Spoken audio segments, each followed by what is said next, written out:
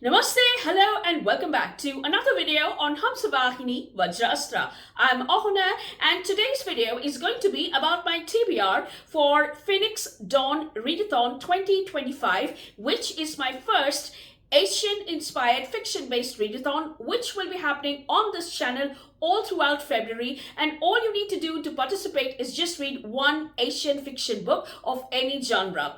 And for today's video, I will be sharing my TBR for the physical reading challenges. So there are 5 physical reading challenges as well as a bingo board in which you can double, triple or quadruple up your books. But I won't be talking about my pile of possibilities for my bingo board, just the physical challenges. And I will leave a link to the announcement video for this readathon in the description box below as well as in the overhead cards above. So do please join me further in this video.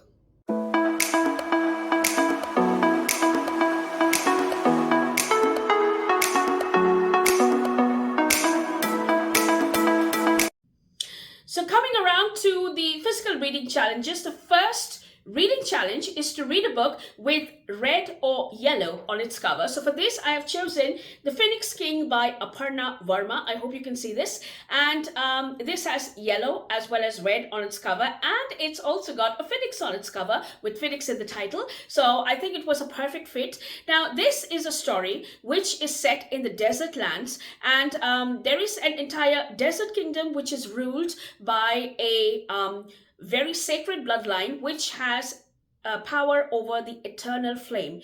Now, it so happens that there is a war which is looming very near the horizon, and the immediate successor to the throne is a princess who does not seem to have the ability to control the eternal flame, but she has to prove herself to be the worthy successor to the throne. And there is also a new guard who has been selected, who becomes very close to the ruling king, and the princess suspects that this might be a very sought after assassin who has been suspected to be after the king's life for quite some time. And this is where the story comes around, wherein the princess has to prove herself to be a worthy successor. She also has to fight the court challenges as well as prove her doubts and suspicions on this particular assassin, a sort of assassin who is now a very close guard to the king, and she also has to safeguard her father and keep the looming war at bay. So it's very interesting. It's completely action-packed and there's lots of politics. So I really loved the premise of the book. So that will be the first book which I have chosen to read. Now, the next challenge is to read a book which has a mythological beast or a bird or a flower or a tree on its cover. So for this, I have chosen Mia T. Beck's The Pearl Hunter, and this is a middle grade, and it's based on Japanese mythology. So as you can see on the cover, there is a fox on the cover, there's a dragon on the cover, as well as there is a ghost of a whale on the cover. So it's a very interesting premise. So we have a pair of twin sisters called Kai and Kishi, and Kishi happens to be the benevolent as well as the docile and the obedient one. And so we have the other twin, Kai, who is the exact opposite of Kishi. And she is adventurous, she is rebellious, and she is not docile, definitely. She breaks rules and she's a rule breaker. And when Kishi is abducted by this ghost whale and taken to the heart of the ocean, it is up to Kai, who has to move mountains to rescue her sister. And she's the only one who can do it. And she will stop at nothing to get her sister back. So she goes forward to make a pact with the gods and obtain a pearl, which she can exchange with the soul of her sister. And then on her journey, she has to face treacherous bandits and cunning foxes, and there's a power-hungry warlord, and there's also a friendship which she strikes abruptly, which grows so deep within a very short time. And it almost equals the love that she has for her sister Kishi. So her loyalties are tested. She has to go through a lot, and she has to save her sister as well while keeping her friendship. So this is what this story is all about. It's very exciting and very interesting, and based on Japanese mythology, as I mentioned before. Now, the next reading challenge is to read a book which is based around or centered around the Asian diaspora. So I'm reading another book by the same author, Mia T. Beck, and the name of the book is Through a Clouded Mirror. I hope you can see the cover because my ring light is shining on it. But this is about, it is again, of course, inspired by the Japanese mythology, and it is about a girl who is half Japanese, and she has just moved in to a new place called Santa Dolores with her new stepdad and mother, because her mother has remarried, and she has to leave her old life, her old school life and old friends behind, which is very challenging for her, because her best friend now seems to be dating her worst enemy,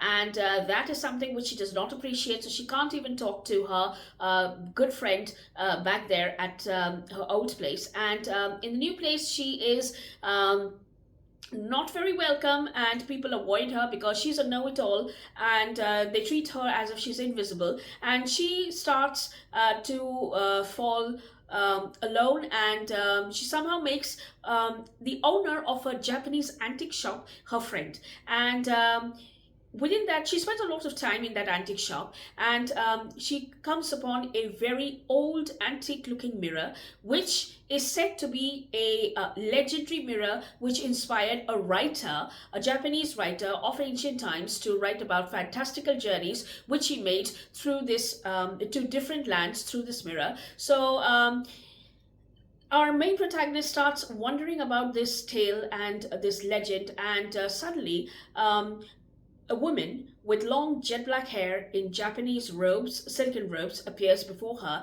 and takes her into the mirror, and she explores her roots as well as she explores the Japanese mythology, learns a lot, and this is what this story is all about. The premise was very interesting, of course, and our next reading challenge is to read a book which is centered around the Asian cuisine. So for this, I have chosen Butter by Asako Yuzuki, which was sitting on my shelf for quite some time. In fact, I bought this copy the day after it was released, and unfortunately I did not get to it, so this was a perfect opportunity for me to pick up this book. Now, this also works for the first challenge, which is a book with yellow or red on its cover, and this is a book about a convicted chef who happens to be in the detention center, and she refuses to talk about the murders which she has committed through food of 5 of her clients who used to go to her for food, and she does not want to talk about it at all. And after repeated attempts, most of the press and most of the detectives and the investigative agencies are giving up on her. But there is this one journalist who happens to be very busy, and all she can do when she gets back home is just cook ramen and nothing more than that. So she decides to strike up a gastronomic conversation through letters with this convicted chef so as to make her open out, and her plan actually works. And what happens during the gastronomic exchange and how the case is resolved is what this book is all about. So those are the books that I'll be reading for the first 4 challenges. And the last challenge is to read a book which is an Asian historical fiction. So for this, I'll be reading The Red Palace by Jun Hoor, and this is set around 1753 or 1758 Joseon era, and this is set in a Korean this is a Korean historical mystery, and it follows a orphan girl who is selected to be trained as a nurse and serve the palace for the rest of her life, and she's very happy with her life. She just wants to put her head down and just do her job, but unfortunately there is a murder which takes place. In fact, there are 5 murders which takes place on a single night, and the convicted or the suspected person is her friend and mentor, who is also a healer. So our protagonist has to make sure that she can prove prove the innocence of her good friend, and for this she has to make her own little investigations, and most of the clues which she collects points towards the crown prince, but she can't really go forward and talk about the crown prince and convict him. So how she gets around doing this, because she's just a nurse who has absolutely no power in the Joseon era. So the entire journey is about the plight of this nurse and how she gets around to proving the innocence of her friend. So that is what this mystery is all about. So those are the 5 books that I'll be reading. Do let me know what you think about them, and also if you would like to read any of them for this particular readathon, and if you would like to buddy read them with me, do let me know about it in the comment section below. Also, if you would like to participate because you find this readathon interesting, leave a comment or just leave an emoji to know that you were here, any emoji that is. So in my next video I will be coming up with my pile of possibilities for this particular readathon, the bingo board, because I'm not talking about the bingo board over here. So I will be back next week with another video. So till then, take care, have a good reading week ahead, and namaste.